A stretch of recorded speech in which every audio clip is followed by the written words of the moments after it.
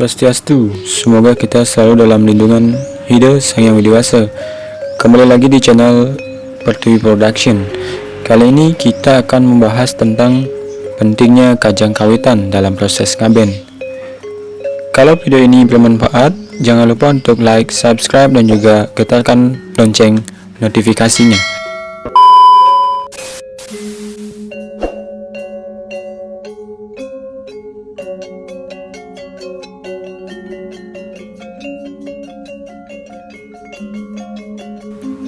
Kajang kawitan.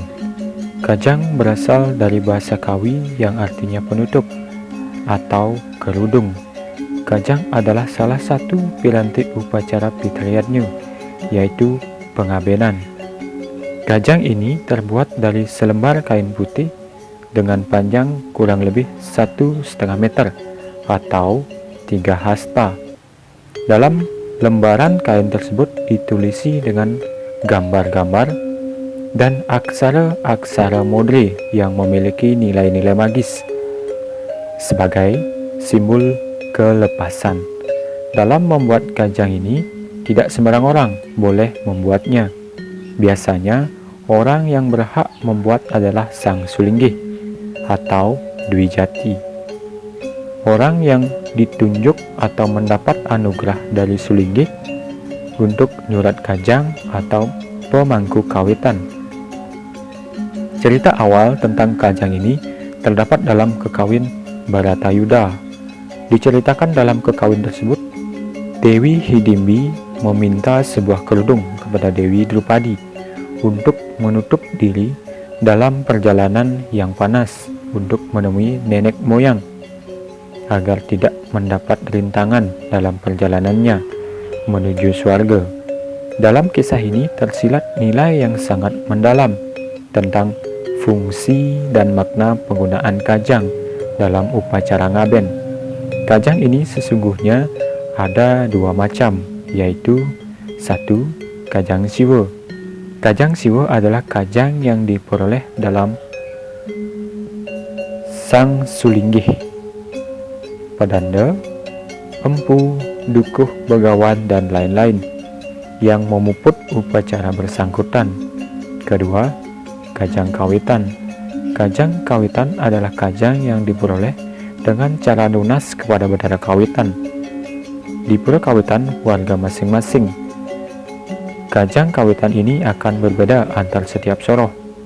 Kajang memiliki nilai spiritual sebagai tanda restu dari sanak keluarga, sang sulinggih, dan betara kawitan terhadap kepergian sang lina untuk menunggal kepada Ida Sang Yang Widewasa. Identitas persaudaraan di alam sana tidak ditentukan oleh kelahiran dari ibu yang sama, dadi yang sama, melainkan dari kajang kawitan tersebut.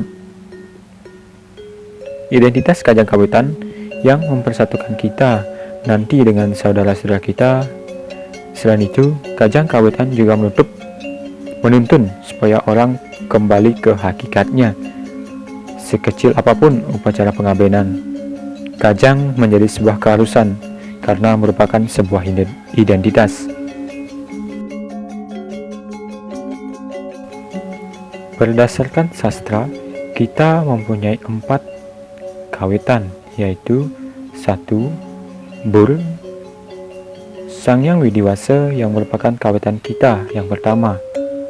Kawitan berasal dari kata wit atau asal-usul yang tercipta ke dunia, yang terdiri dari tumbuh-tumbuhan yang memiliki bayu, binatang yang memiliki bayu sabda, manusia yang memiliki bayu sabda hidup, bersaudara dan memiliki daya pikir.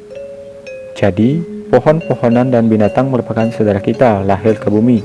Makanya kita disebut makhluk yang paling sempurna dari yang kurang sempurna. Kedua, buah. Inilah kawitan kita setelah Sang Yang Widewasa. Itulah sebabnya kita mendak kawitan purusa perdana agar mendak di pura dalam puri. Menurut lontar tutur anda tatu, Sekarang masing-masing desa adat sudah memiliki pura dalam, tempat berstananya Betara, Betara Durga. 3. Swah, linggih kawitan Siwa Guru, Betara yang Guru, Brahma, Wisnu, Siwa, Paramatma, Siwatma, Sanghyang Susudatma.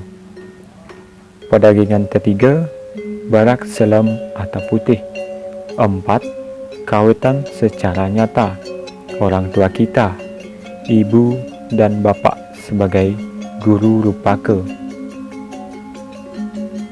Kembali kepada kajang kawitan. Memandikan jenazah dalam pemakaman. Kajang dibagi menjadi dua, yaitu kajang kawitan dan kajang sari.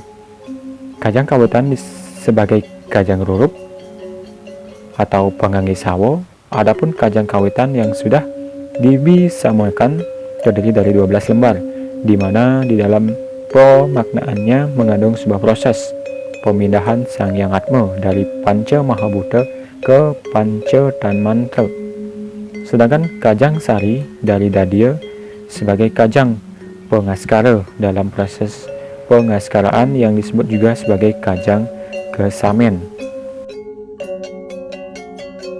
Apabila ada semeton yang meninggal dunia hanya mependem mekingsan di geni, kajang yang digunakan adalah kajang yang dirajah atau ditulis dengan sarana upakara tetukon, yang selanjutnya mendapat lingga tangan dan dilakukan pemelaspasan oleh seorang daksa atau sulinggih. Jumlah kajang ditentukan dari bisama masing-masing kawitan sesuai dengan 1. Profesi, 2. Jabatan orang yang meninggal selama dia hidup, yang mana kajang kawitan akan berada pada tumpukan teratas dari sekian angkap kajang yang dipergunakan.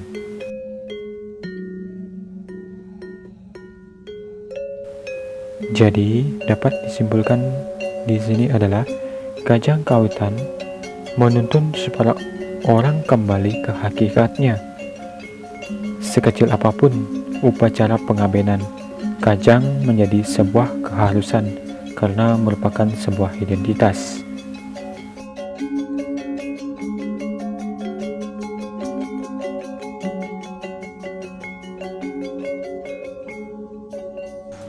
Demikianlah video dan penjelasan mengenai kajang kawitan. Jika ada kata-kata yang kurang tepat, mari kita koreksi bersama. Sampai jumpa di video berikutnya. Suksema. Om Santi Santi Santi Om.